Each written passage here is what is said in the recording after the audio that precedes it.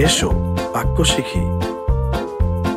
প্রথম থেসলোনিকীয় 5:16-18 ছোট্ট বন্ধুরা, তোমরা সবাই কেমন আছো? হ্যাঁ, আমিও ভালো আছি। আজকে আমরা সুন্দর একটি নতুন বাক্য শিখব। তোমরা কি প্রস্তুত আছো?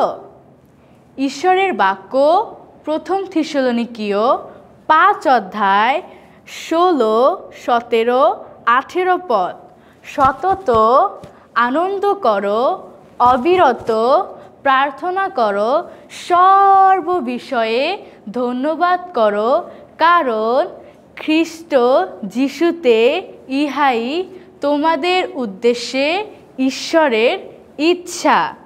ঈশ্বরের বাক্য প্রথম থেসলোনিকীয় 5:16-17-18 আরেকবার করব।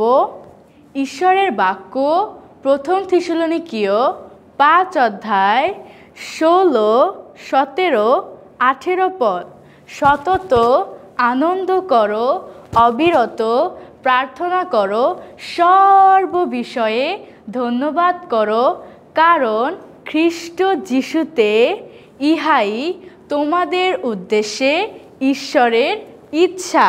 ঈশ্বরের বাক্য প্রথম থেসলোনিকীয় 5:16-17-18 হালেলুয়া।